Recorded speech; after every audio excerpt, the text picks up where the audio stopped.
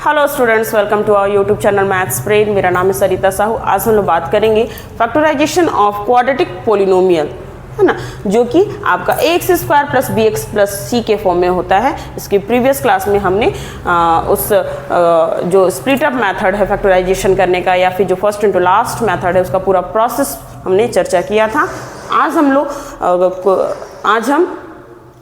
आज मैं कुछ ऐसे न्यूमेरिकल्स को लेकर आई हूँ जो आपके लिए थोड़ा सा टफ होगा, जो आप नहीं बना पा रहे होंगे, है ना।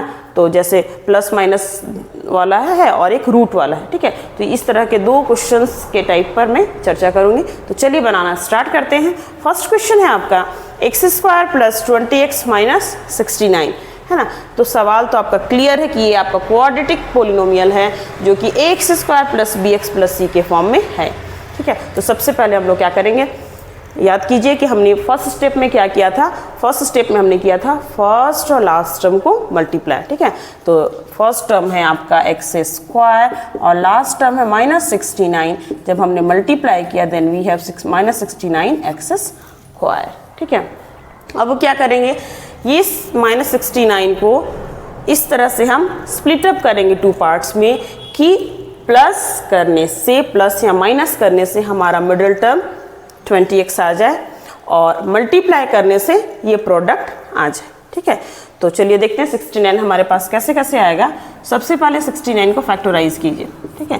इसके पहले हमने छोटे छोटे नंबर्स पर चर्चा किया था जिसको हम इजीली देख रहे थे कि उसका फैक्टर क्या क्या होता है, बट 69 है, थोड़ा बड़ा नंबर है, तो इसलिए आप इसे क्या करेंगे, प्राइम फैक्टराइजेशन कर लेंगे और तब देखेंगे कौन कौन से नंबर को मल्टीप्लाई करने के बाद आपका ये 69 आ रहा है, ठीक है।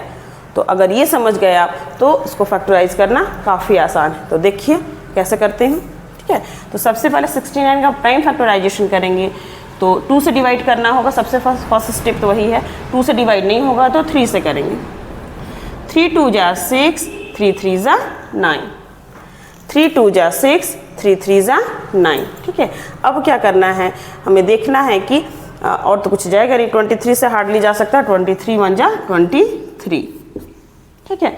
तो अब हमें देखना है कि यहाँ दो फैक्टर हमें मिले, 3 और 23। दो फैक्टर मिले हैं हमारे सामने, 3 है और 23 है।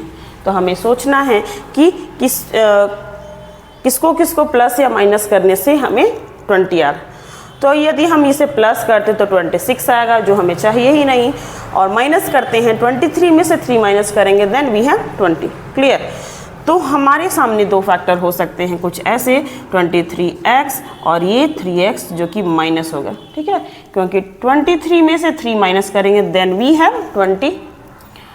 और ये तो इजी है कि भाई 23 से 3 जब माइनस जाएगा तो 20x आएगा, और नॉर्मली 23 से 3 जाएगा तो क्या होगा, प्लस ही होगा ना। तो ये मिडिल टर्म आ गया। और यदि आप मल्टीप्लाई करते हैं, ठीक है, यदि आप मल्टीप्लाई करते हैं 23x और माइनस 3x को, तो क्या होगा, मल्टीप्लाई कीजिए, प्लस माइनस माइनस 3 3 जा 9, 3 2 जा 6 और ये x स्क्वायर, ठीक है। प्रोडक्ट हमारा आ गया, ठीक है। डैट मीन्स हमारे सामने दो फैक्टर हुए, 23x और माइनस 3x। क्लियर। तो फर्स्ट टर्म जो है हमारा same to same, last term है जो हमारा सेम टू सेम, ठीक है। अब हम इसे क्या करेंगे, इसके स्थान पर 20x का स्थान पर क्या लिखेंगे, ये 23x माइनस 3x। क्लियर। अब देखिए ये दोनों टर्म में कॉमन क्या है आपका, x, तो बचा आपका ये वाला x, अब प्लस ये x बाहर गया तो बचा 23, माइनस है तो माइनस, ठीक है। फिर ये दोनों में कॉमन क्या है, 3, यहाँ होगा x, माइनस माइनस प्लस, 3 2 जा 6, 3 3 जा 9।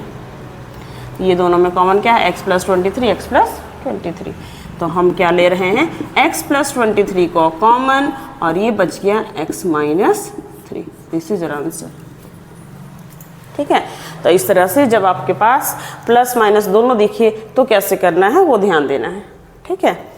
नेक्स्ट चलते हैं रूट वाले सवाल पर। नेक्स्ट क्वेश्चन है हमारा x square plus 3 root 3x plus 6, ठीक है। तो इस तरह के जो सवाल रहते हैं तो ये आपका क्लियरली क्या है, क्वाड्रेटिक पोलिनोमियल है। तो सबसे पहले हम क्या करेंगे, प्रोडक्ट फाइंड आउट करेंगे। फर्स्ट और लास्ट टर्म को मल्टीप्लाई करेंगे, ठीक है। तो फर्स्ट टर्म है आपका एक्स स्क्वायर, लास्ट टर्म है 6। जब हमने मल्टीप्लाई किया then we have 6x square, ठीक है। अब इस 6 को फैक्टराइज करना है, तो 6 तो हमारे पास ऐसे आ सकता है 2 3 जा 6, या फिर 3 2 जा 6, या फिर 6 1 जा 6, ठीक है।